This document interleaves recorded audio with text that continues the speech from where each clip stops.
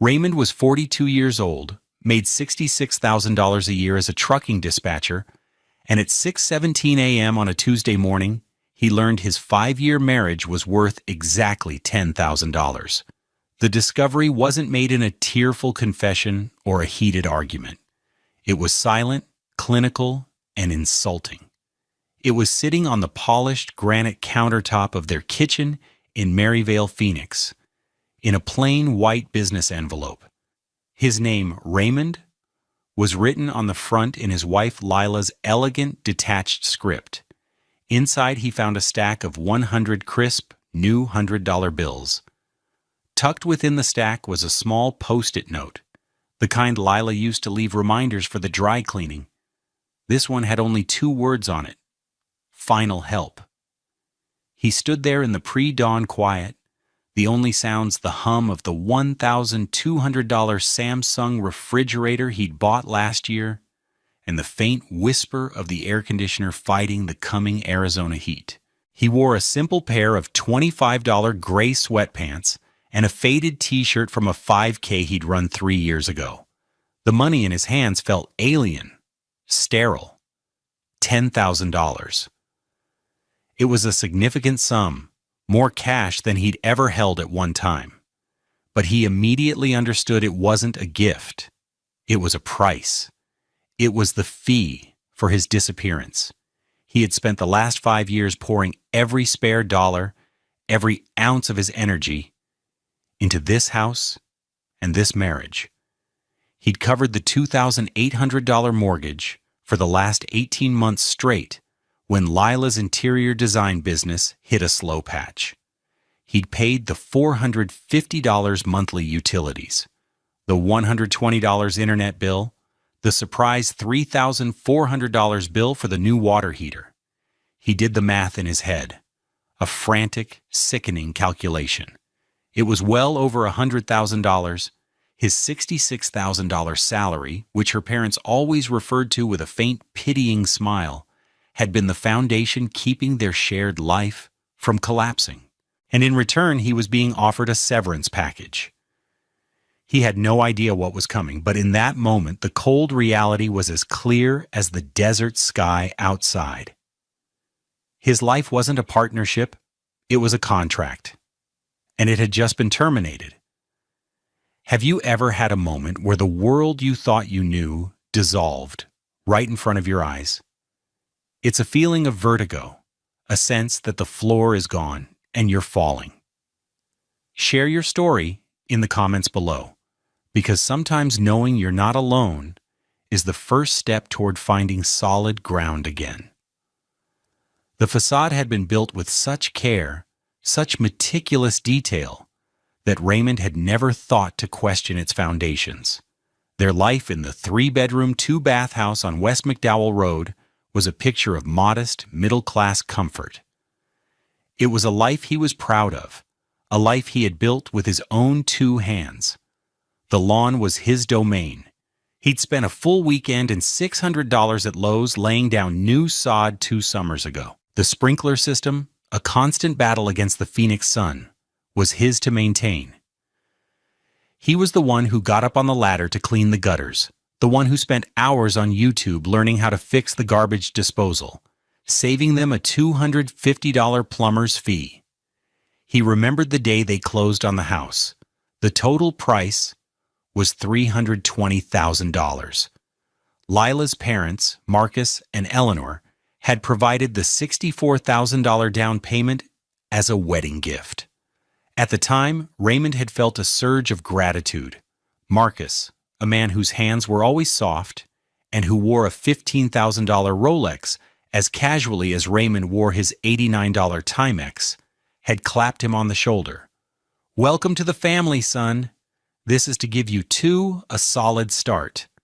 Lila had beamed, her deep brown skin glowing against the white of her $1,200 sundress. Raymond, in his best $300 suit from Men's Warehouse, felt like he'd finally arrived. He was a black man from a working-class family, and he was building a life with a beautiful, ambitious woman. He had felt seen, accepted. He had no idea how wrong he was. The financial arrangement had seemed simple enough. Lila's name was on the deed alongside his, but the mortgage was primarily his responsibility. "My income is more variable, Ray," she'd explained, gesturing around her home office, which he had painted and furnished for just under $2,000. "You're the steady one. It just makes more sense for the big bills to come from your account." Her business, which involved consulting with wealthy Scottsdale homeowners on things like minimalist aesthetics and feng shui, seemed to generate more impressive Instagram posts than actual income. She had the right look: the $8,700 Armani suits for client meetings, the white BMW 3 Series that cost $43,000, a car for which he'd co-signed the loan. Their evenings had a rhythm. He'd get home from the dispatch center around 6 p.m., the smell of diesel fumes still clinging faintly to his clothes. He'd change into his comfortable clothes, a $15 t-shirt and shorts, and start dinner. He was the cook. He found a quiet satisfaction in it. Chopping vegetables, seasoning chicken, the simple act of providing. He'd make his specialty, a spicy jambalaya, the ingredients costing around $40 and feeding them for 2 days. Lila would drift in around 7 p.m., smelling of her $250 Tom Ford perfume, and set her $3,500 Chanel handbag on the counter, the very counter where the envelope would one day sit. "Oh, that smells wonderful, honey," she'd say, kissing his cheek without making full contact. She'd pour herself a glass of $60 Sauvignon Blanc while he drank a glass of water. She'd talk about her day, about the impossible demands of a client in Silverleaf, about the thread count of Egyptian cotton sheets, about the tragedy of a poorly chosen paint color. Raymond would listen, nod, and ask questions. He didn't always understand her world, a world of obscene luxury and manufactured problems. But he loved her, and so he tried. He'd ask about her parents, and she'd give a brief, dismissive update. "Oh, they're fine. Dad's closing another commercial real estate deal. Mother is planning another charity gala." There was always a casual mention of money, of transactions that dwarfed his entire annual salary. A $2 million deal, a $50,000 table at a fundraiser.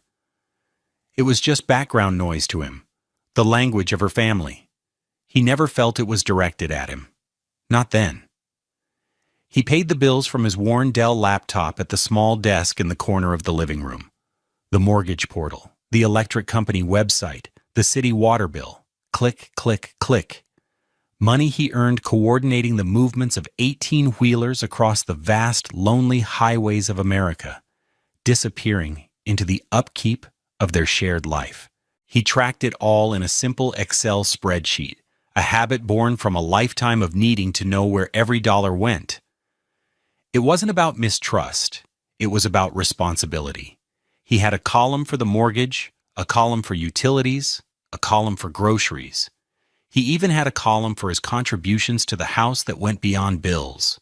The $3,400 for the water heater, the $600 for the sod, the $1,800 he'd paid to have a dangerous Palo Verde tree removed from the backyard. The total was neatly calculated at the bottom of the sheet: $112,874.32. A number he looked at with pride. It was his investment in their future. He had no idea it was an investment he was never meant to collect on. The cruelty began, not with a bang, but with a slow, creeping chill. In the months leading up to the discovery of the envelope, Lila had been growing more distant. The pecks on the cheek became rarer, the conversation shorter. The shared space of their king-sized bed felt like a vast, empty tundra. He would reach for her in the night, and she would flinch, pulling away as if his touch were a spark of static electricity. He was a dispatcher. His job was to notice patterns, to see the connections others missed. He saw the pattern here, but he couldn't bring himself to interpret the data. He told himself it was stress from her business. He told himself She was just tired. The first explicit act of betrayal, the first clear sign that this was a coordinated demolition of his life, came about a month before the envelope. It was a Saturday. He was in the garage, changing the oil in his 2012 Toyota Camry, a car with 187,000 miles on it that he maintained with religious devotion. Lila's parents were visiting. They never came into the garage. Marcus, her father, considered any form of manual labor to be a quaint but distasteful hobby, like collecting insects. Raymond could hear their voices drifting from the open kitchen door. They were talking about him. "I just don't see how this is sustainable, Eleanor," Marcus said, his voice a low, confident rumble. "The man makes, what, $60,000 a year? It's admirable, I suppose, in a working-class sort of way. But it's not a future. Not for our Lila." "He's a good man, Marcus," Eleanor replied, but her voice lacked conviction. It was the tone one used to describe a loyal but dim-witted family pet. "He's stable." "A rock is stable, Eleanor. It also doesn't move," Marcus scoffed. "She's outgrown him. It's obvious. She's flying and he's changing the oil. We need to help her find a way to land softly, without any complications." Raymond froze, the wrench in his hand suddenly feeling impossibly heavy. His knuckles were greasy, his t-shirt stained. He had never felt so small, so thoroughly dissected and dismissed. He heard Lila's voice then, quieter, but sharp. "Please, not here?" He could hear you. There was no defense of him in her tone, no anger at her parents' condescension, only the fear of being caught. It was a conspirator's whisper.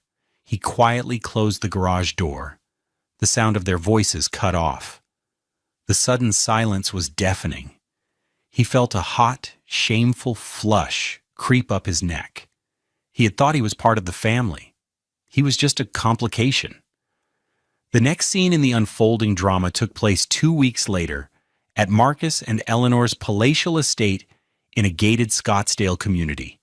It was a 7,000-square-foot monument to beige, with soaring ceilings and windows that looked out onto a golf course so green it looked artificial. They were there for a family dinner, an ordeal Raymond always dreaded. He felt like an exhibit at a zoo, the working man, there to be observed by Lila's family of investors, lawyers, and surgeons. During dinner, served on $300 a plate china, Marcus turned his attention to Raymond. "Raymond," he began, dabbing his lips with a linen napkin, "Lila tells me you're still enjoying your dispatching work." The way he said the word dispatching made it sound like a terminal illness. "I do, Marcus. It's a good job. Keeps me busy," Raymond said, his voice even. He refused to be baited. Of course," Marcus said, waving a dismissive hand. "But have you thought about the future? About ambition? A man needs to build something. An empire, however small." He gestured around his dining room, at the original art on the walls worth more than Raymond's house. "You can't stay in the same place forever. It shows a lack of drive." Lila said nothing. She just swirled the $200 Cabernet in her glass, her eyes fixed on the tablecloth. She was a silent partner in his humiliation. Raymond looked at her, searching for a flicker of support, a glance that said, "Don't listen to him." He found nothing. Her face was a beautiful, blank mask. "I'm happy with my work," Raymond said quietly. "It's honest work." Marcus chuckled, a dry, rustling sound. "Honesty doesn't pay for a house in Scottsdale, my boy. Remember that." The final, most cruel exchange happened the week before the envelope appeared. Lila had come home late after 10 p.m. Raymond had saved a plate of dinner for her, keeping it warm in the oven. He was on the couch, watching a basketball game with the volume low. She walked in and didn't even look at him. She went straight to the kitchen and poured a glass of water. "Hey, you," he said. trying to keep his tone light. "Long day?" "The usual," she said, her back to him. "I saved you some dinner." She finally turned. Her face was tired, but her eyes were cold, hard. "I'm not hungry, Raymond. And you don't have to do that anymore." "Do what? Save you dinner?" "Any of it," she said, her voice flat. "The doting husband routine, the martyr act. It's exhausting." The words hit him like a physical blow. The martyr act. All the meals cooked, the bills paid, the support he'd tried to offer. She saw it all as a performance, a burden. "I'm just trying to take care of you, Lila. Of us." She let out a short, bitter laugh. "You can't take care of me, Raymond. You never could. You don't have the resources." She looked around their living room, the comfortable, lived-in space he had worked so hard for. Her gaze was filled with something he had never seen before: contempt. This was supposed to be a stepping stone, not a final destination. She left the room, leaving him alone with the silent television and the plate of food cooling in the oven. He now understood. He wasn't her partner. He was a phase, a starter home, a project she had grown tired of, and projects, when they are no longer useful, are demolished. The envelope on the counter a week later wasn't a surprise.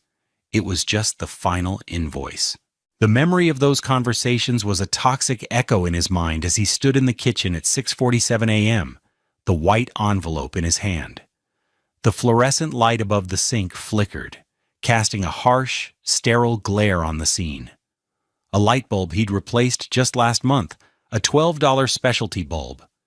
He focused on the details, a desperate attempt to anchor himself in reality. The feel of the cheap paper of the envelope, thin and unsubstantial. He ran his thumb over his name, the ink of the pen slightly raised. He could almost feel the pressure of Lila's hand as she wrote it. He pulled out the stack of bills again. They were impossibly crisp, sequential. Fresh from a bank teller's drawer. This wasn't cash pulled from an ATM. It was procured, planned. He fanned the bills, the faces of Benjamin Franklin looking up at him, a jury of silent green judges. The smell was sharp, a mix of ink and cotton paper, the smell of a transaction. He saw the post-it note again, stuck to the top bill. Final help. The word help was the deepest insult. It wasn't a settlement, not a buyout. It was charity, a handout to the poor, unfortunate man they were shooing out the door. It was designed to make him feel small, to make him feel like a beggar who should be grateful for the scraps. Outside, the first drops of a rare summer monsoon began to fall, fat and heavy, spattering against the kitchen window. The sky was a bruised purple. Rain in the desert always felt like a release, a washing away of the oppressive heat. But this rain felt different. It felt like a prelude to a flood. His hands began to tremble, a slight, almost imperceptible tremor. He set the money down on the counter, the stack making a soft, solid sound on the granite. He braced his hands on the edge of the sink, his knuckles white. He stared at his own reflection in the darkened window, a faint, ghostly image of a man he barely recognized. His deep brown skin looked ashen in the pale light. His eyes were wide, filled with a dawning horror. He thought about his options. He could confront her. He could scream, yell, throw the money in her face.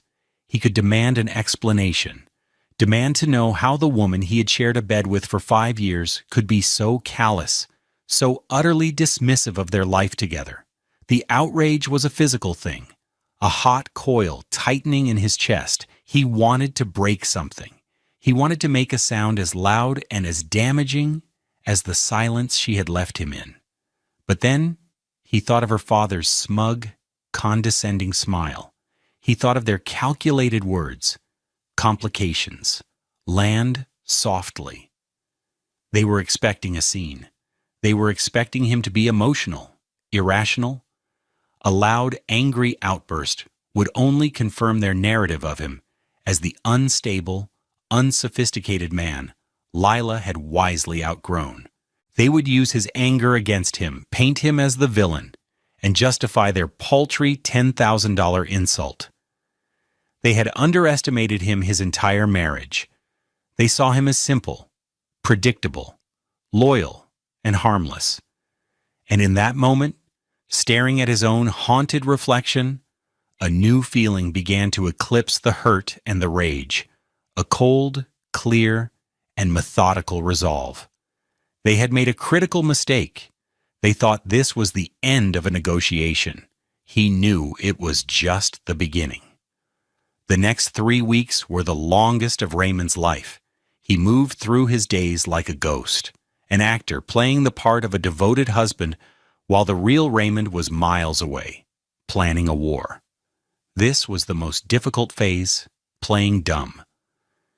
It required a level of self-control he didn't know he possessed. Every morning, he would get up, make coffee, the $14 bag of 8 o'clock coffee he bought at Fry's, and act as if nothing was wrong. The envelope with the $10,000 was gone from the counter. He had taken it, deposited it into his own separate savings account, and never mentioned it. He knew they were waiting for him to bring it up, to either accept it gratefully or reject it angrily. His silence was his first move, a deliberate refusal to play their game. The first test came that very evening. Lila came home, her demeanor brittle and expectant. She was braced for a confrontation. Raymond was standing at the stove, stirring a pot of chili. The familiar, comforting smell filled the kitchen. "Hi," she said, her voice tight. She placed her $3,500 Chanel bag on the chair, not the counter. A small, telling change. "Hey," he said, not turning around. "Dinner's almost ready. Hope you're hungry." He could feel her staring at the back of his head. The silence stretched, thick with unspoken words. He just kept stirring the chili. He could hear her exhale, a puff of frustrated air. This wasn't going according to her script. "Anything interesting happened today?" she finally asked, her tone laced with forced casualness. "Nah, same old. A truck broke down outside of Flagstaff. Had to reroute a shipment of produce. The usual chaos," he said, finally turning to face her with a placid smile. "How about you? Land that big account in Paradise Valley?" Her face was a mask of confusion. He was acting completely normal. Too normal. No, not yet. Still working on it." "Well, you'll get it," he said, turning back to the stove.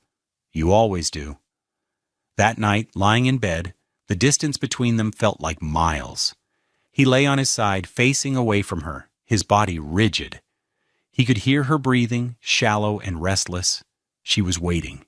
He knew it. She was waiting for the explosion, and his calm was unnerving her more than any shouting match could. He felt a grim satisfaction in her unease.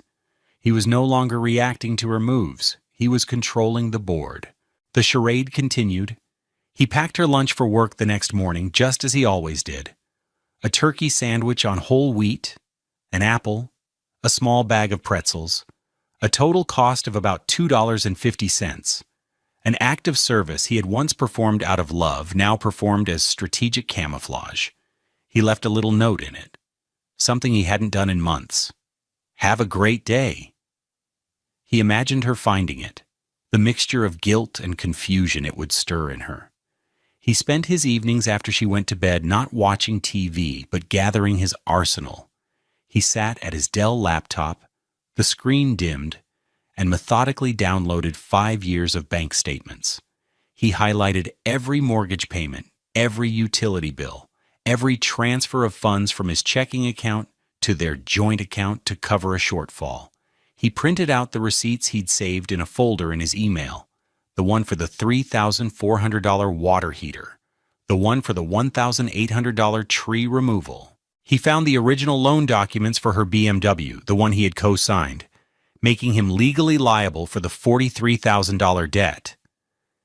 He created a new spreadsheet, more detailed than his old one.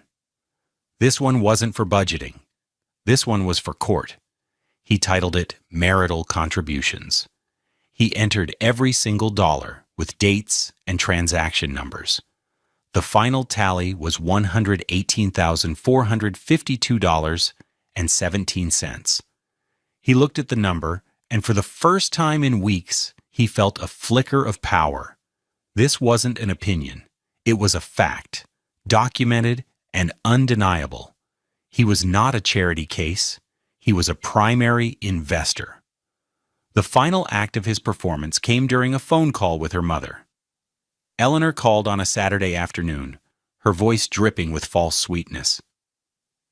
"Raymond, dear, how are you?" "Doing well, Eleanor. How are you and Marcus?" "Oh, we're fine. Just calling to check in. We were hoping you and Lila might come for brunch tomorrow." It was a trap. A summons.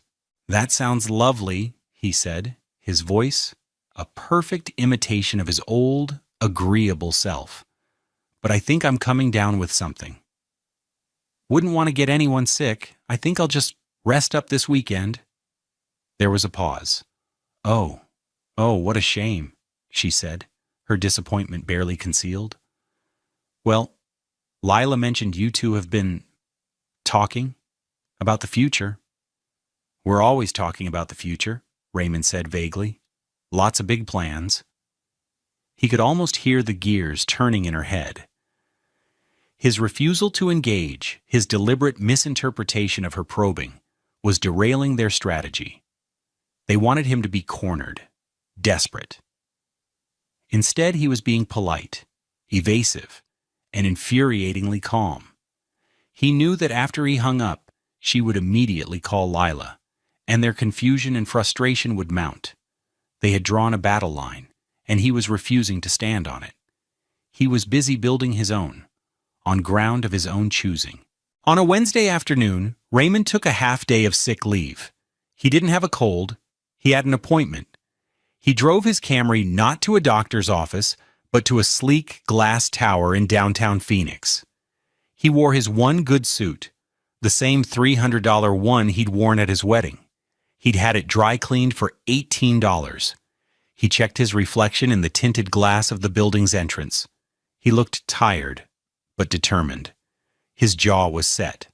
The law offices of Davies and Associates were on the 24th floor. The air inside was cool and smelled of expensive leather and paper.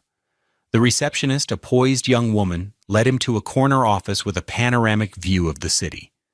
Behind a massive mahogany desk sat Marcus Davies, a man in his late 50s with silver-streaked hair and a reputation for being one of the sharpest family law attorneys in Arizona.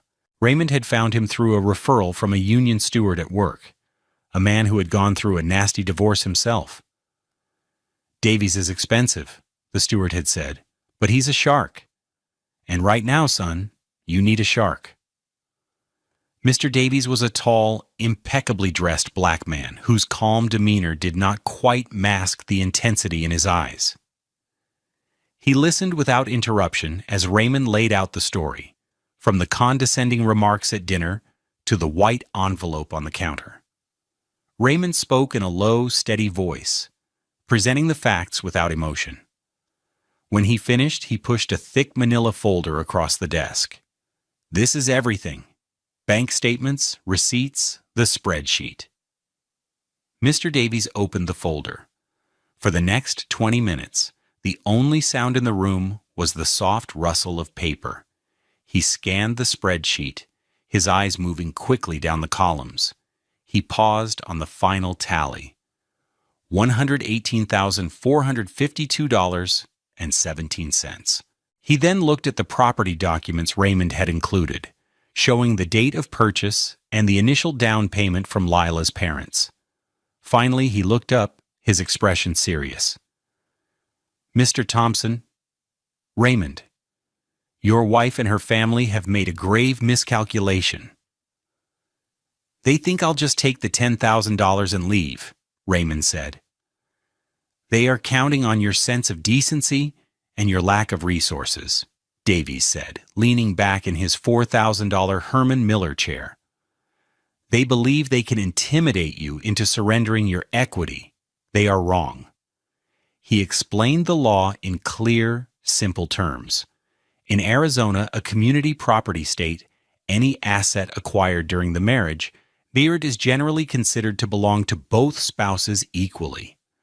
While the down payment was a gift to Lila, the appreciation in the home's value during the marriage, Massim Imastin Ikriin Harj, and any mortgage payments made with community funds, which Raymond's salary certainly was, constituted community property. The house was purchased for $320,000 5 years ago, Davies said, pulling up a real estate app on his monitor. The current estimated market value for a home of that size in that part of Maryvale is approximately $510,000. That's $190,000 in appreciation. He started doing calculations on a legal pad. Your direct contributions to the mortgage principal, plus your half of the appreciation, minus her half of the gifted down payment. A conservative estimate of your equity claim would be in the neighborhood of $185,000. Possibly more. Raymond felt a wave of dizziness.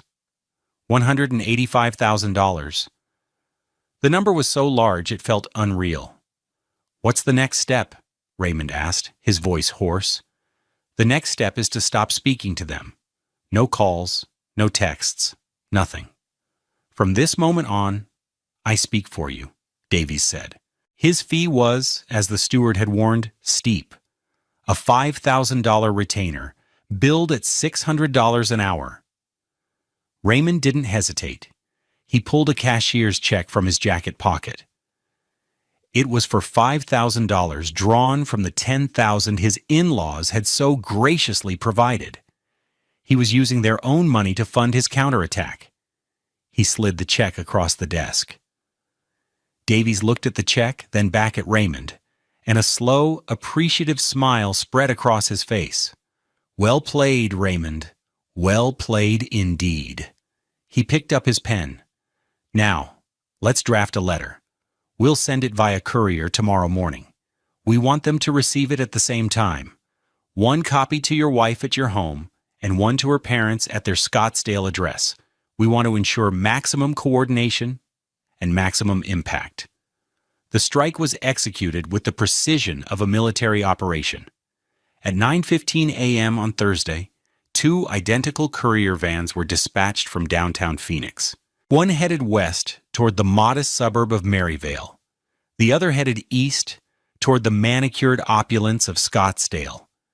Inside each van was a crisp, letter-sized envelope made of thick, expensive cardstock, bearing the insignia of Davies and Associates. Lila was in her home office, sipping a $7 latte she'd picked up from a boutique coffee shop, when the doorbell rang. She was annoyed by the interruption.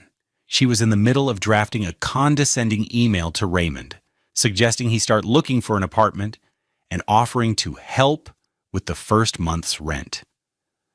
His silence had begun to grate on her nerves, and she and her parents had decided it was time to apply more pressure. She opened the door to find a uniformed courier holding a clipboard. She signed for the envelope, her curiosity piqued. It felt heavy, important. At the exact same moment, 30 miles away, Eleanor was in her sunroom, reading a biography of Coco Chanel. The doorbell chimed, and her housekeeper, Maria, answered it. A few moments later, Maria entered the sunroom holding an identical envelope. "For you and Mr. Marcus, ma'am." Marcus was on the back patio, on a conference call regarding a multi-million-dollar land acquisition. Eleanor took the letter out to him. He ended his call with an impatient sigh, annoyed at the interruption for what he assumed was another invitation to a charity ball. Lila sat down at her desk and slit open her envelope with a silver letter opener. Eleanor and Marcus stood by their resort-style pool and did the same. The letter inside was 2 pages long, printed on heavy, watermarked paper. It began politely enough. Dear Ms. Thompson, this firm has been retained to represent your husband, Raymond Thompson, in the matter of the dissolution of your marriage. Lila's breath caught in her throat. Dissolution of marriage. The words were so cold, so final. Raymond hadn't even spoken to her. He'd hired a lawyer. Marcus's eyes scanned the first paragraph and he let out a short, contemptuous laugh. He got himself a lawyer. How pathetic. What's he going to do? Sue us for his old t-shirts? But as they continued to read, the laughter died. The tone of the letter shifted from formal to devastatingly precise. It was written by Mr. Davies, but it was Raymond's voice, Raymond's meticulous data that formed its core. The letter methodically listed Raymond's financial contributions to the marital home, citing the exact figure from his spreadsheet, $118,452.17 in documented mortgage payments, utilities, and essential home repairs made exclusively from his personal income. It included a reference to an attached itemized appendix. Then came the hammer blow.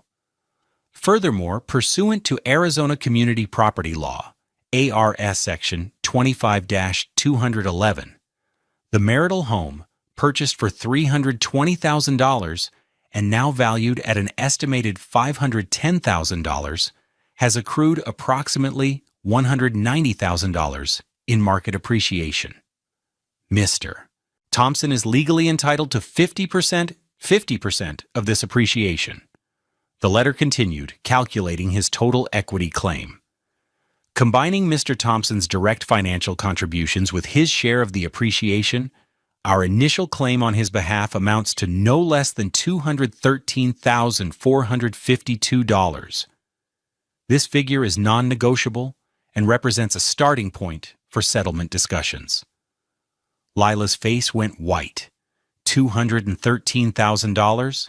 The number seemed to leap off the page. She felt a wave of nausea.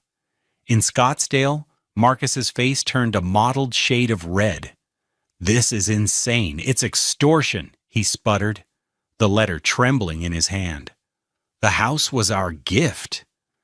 It says the down payment is considered her sole property, Eleanor said, her voice a frightened whisper as she read over his shoulder.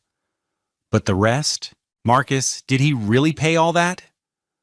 The letter had one final brutal paragraph.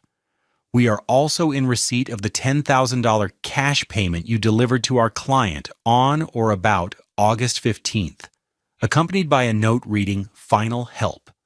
We have interpreted this as a bad faith attempt to circumvent community property law, and will be citing it as evidence of malicious intent should this matter proceed to litigation.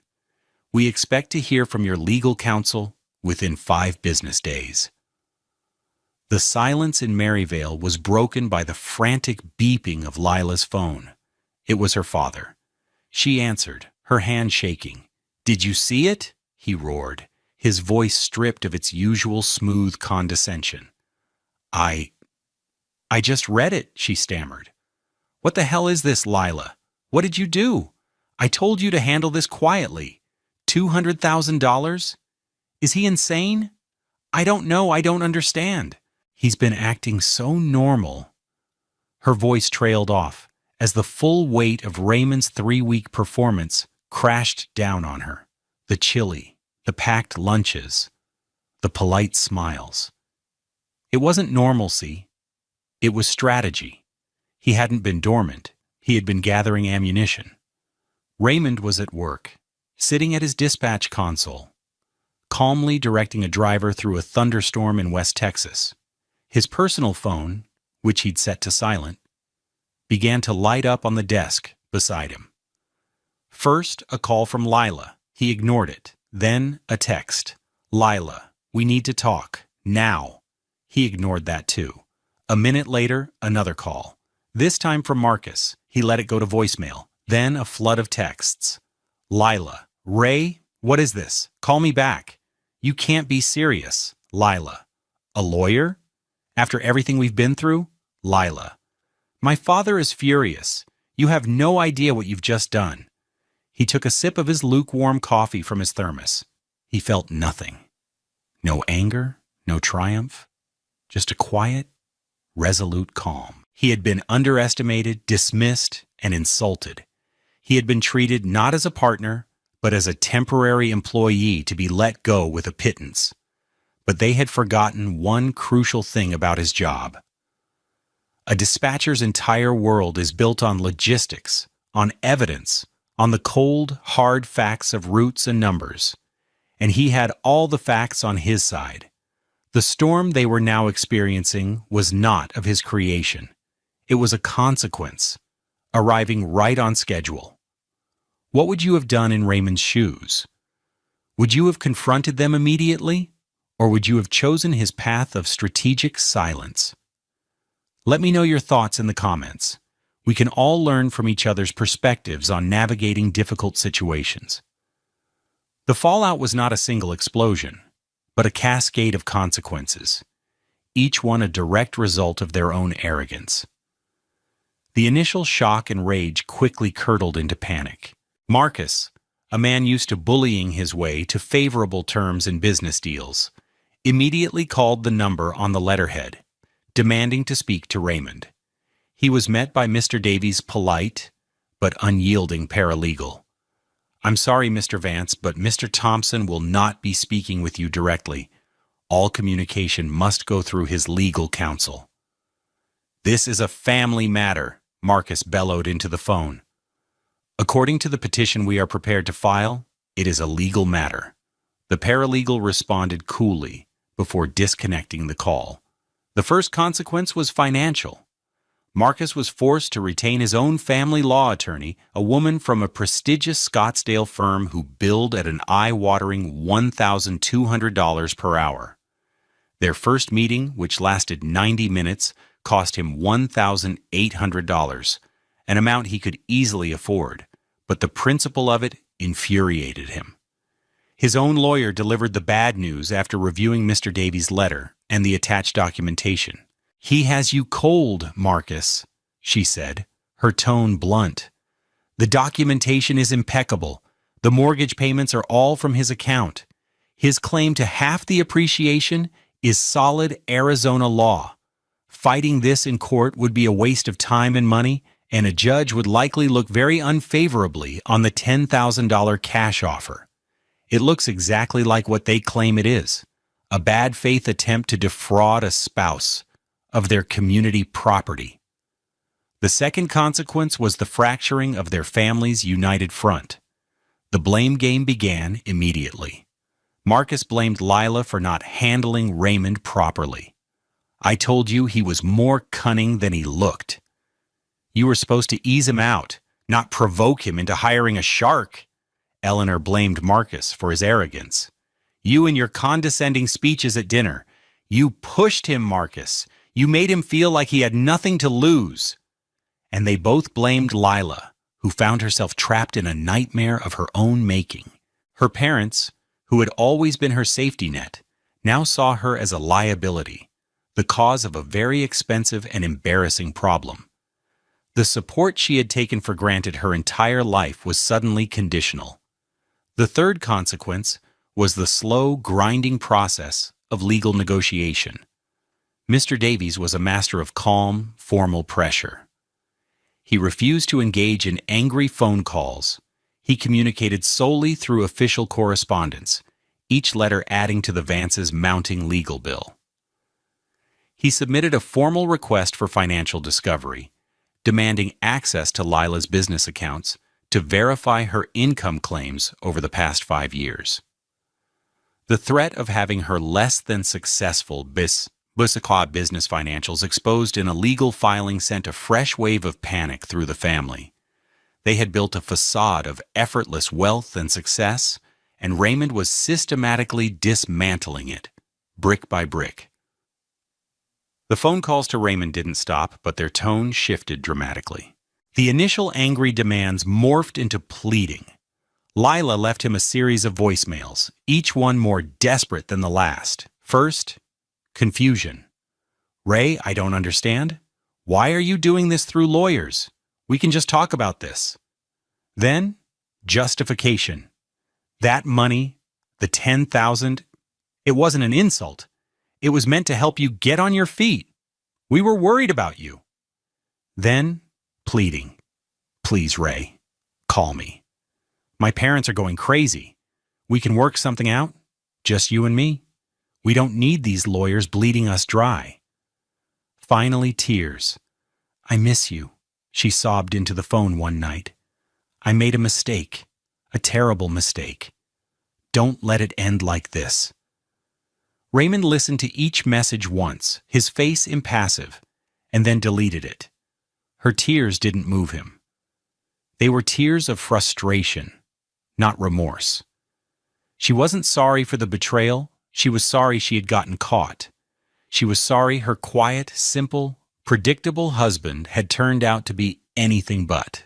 After 3 weeks of stonewalling from Mr. Davies, the Vances' lawyer sent a formal settlement offer. It was for $75,000. Mr. Davies replied with a one-sentence email. Our original figure is non-negotiable. 2 more weeks passed. The Vances' legal bill climbed past $20,000. Finally, they capitulated. Their lawyer sent a new letter, agreeing to the full settlement of $213,452, contingent on Raymond vacating the house within 30 days and signing a non-disclosure agreement. Raymond signed the papers in Mr. Davies' office. The final check from his lawyer, after the firm's contingency fee was deducted, was for $185,000. He had turned their $10,000 insult into a life-changing sum. The house, the marriage, the life he thought he had been building, it had all been an illusion. But the equity was real. The consequences were real. And his freedom, he was beginning to realize, was priceless. 6 months later, the roar of a diesel engine was the first thing Raymond heard in the morning, and it was the sound of his own freedom. The sun was just beginning to rise over the Phoenix horizon, painting the sky in shades of orange and pink. He stood in the middle of a dusty lot he was leasing near the airport, sipping coffee from a steel thermos. In front of him sat a gleaming dark blue 2018 Freightliner Cascadia. It wasn't brand new, but with only 300,000 miles on it, it was just getting broken in. It had cost him $75,000 of the settlement money, the single largest purchase of his life. It was his. The title, free and clear, was in a safe at his new apartment. He had quit his dispatching job a month after the settlement was finalized. The work had been honest, but it had also been a cage, tying him to a desk and a salary that others had judged as insufficient. With the remaining settlement money, he had started his own small logistics company, Thompson Freight. It was, for now, a one-man, one-truck operation. He took the long-haul jobs himself, rediscovering the vast, quiet beauty of the American landscape from behind the wheel. When he was back in Phoenix, he used his years of experience to broker loads for other independent drivers, taking a small percentage. His income in the last 6 months had already surpassed what he used to make in a year. He was building something, an empire, however small. The irony was not lost on him. His new apartment was in a simple, clean complex in Tempe. It was half the size of the house in Maryvale, but it felt 100 times larger because it was entirely his own. There was no one to please, no facade to maintain. The furniture was simple and functional, bought from a local store for under $3,000. On the wall above his small dining table, he had framed 2 things. One was the title to his truck. The other was the first invoice his company had ever issued for a load of avocados hauled from California to Texas. The amount was $4,200. It was his own money, earned on his own terms. It was the most beautiful work of art he had ever owned. He was a proud, independent black man, and he was finally living a life that reflected his own values, not the values others had tried to impose on him. He heard from Lila only once more. A letter arrived at his new P.O. box, forwarded by his lawyer. It was handwritten on expensive stationery. In it, she apologized. She said she had been weak, that she had let her parents' values corrupt her own. She said she had sold the house, the market had cooled slightly, so she hadn't made as much as she'd hoped, and was thinking of moving out of state, starting over somewhere new. She wished him well. It was a sad, hollow letter. The apology of a person who had lost a game they didn't even realize they were playing until it was over. Raymond read it, folded it neatly, and threw it in the trash. He didn't hate her. He felt nothing for her at all. Forgiving her wasn't about absolving her. It was about releasing himself from the weight of her betrayal. His peace was more valuable than his anger.